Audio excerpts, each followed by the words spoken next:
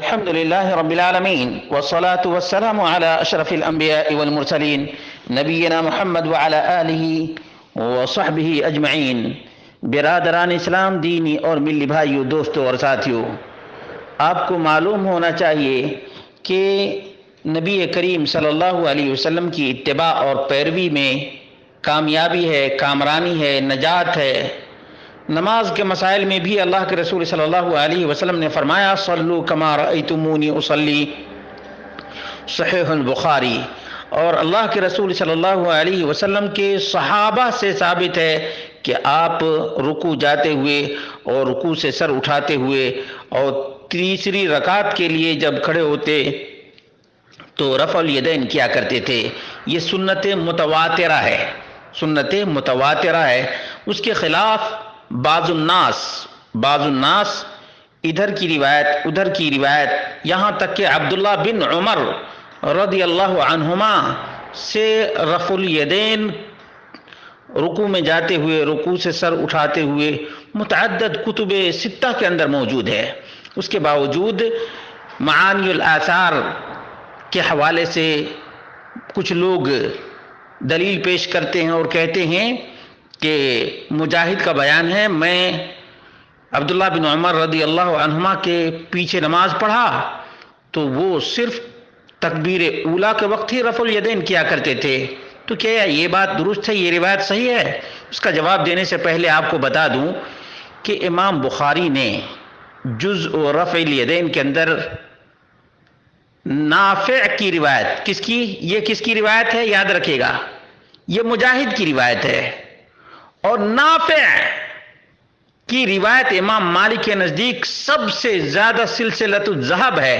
نافع کا بیان ہے کہ ان ابن عمر رضی اللہ عنہما کان اذا رأى رجلا لا يرفع يديه اذا رکع۔ عبداللہ بن عمر رضی اللہ عنہما جب کسی کو دیکھتے کہ رکوع جاتے وقت رفع الیدین نہیں کرتا ہے، وَإِذَا رَفَعَ، اور جب رکوع سے سر اٹھاتا ہے تب بھی رفع الیدین نہیں کرتا ہے، رَمَاهُ بِالْحَصَى، تو اس کو کنکری سے مارتے تھے کہ رفع الیدین رکوع میں جاتے ہوئے اور رکوع سے سر اٹھاتے ہوئے کیوں نہیں کرتا ہے؟ آخر تمہیں ہوا کیا ہے؟ تم نبی مکرم صلی اللہ علیہ وسلم کی سنت کو کیوں چھوڑتے ہو؟ یہ امام بخاری کی جزء رفع الیدین روایت نمبر 14 ہے اور صفحہ نمبر 17 ہے۔ اس کو چیک کر لیجئے گا۔ اب اس کے بعد دیکھ لیجئے جو روایت رفع الیدین کے منکرین بیان کرتے ہیں وہ روایت کیسی ہے؟ ابو بکر بن عیاش عن حسین عن مجاہد قال صلیت خلف ابن عمر رضی اللہ عنہما فلم یکن یرفع یدیہ الا فی التکبیرۃ الاولی من الصلاۃ، کہ میں نے ابن عمر کے پیچھے نماز پڑھی تو وہ صرف تکبیر اولیٰ میں ہاتھ اٹھاتے تھے۔ اس کے بارے میں جانتے ہیں؟ امام یحییٰ بن معین کہتے ہیں حدیث ابی بکر عن حسین انما هو توہم منہ لا اصل لہ، ابو بکر کی حسین سے روایت اس کا وہم ہے، اس روایت کی کوئی اصل ہی نہیں ہے۔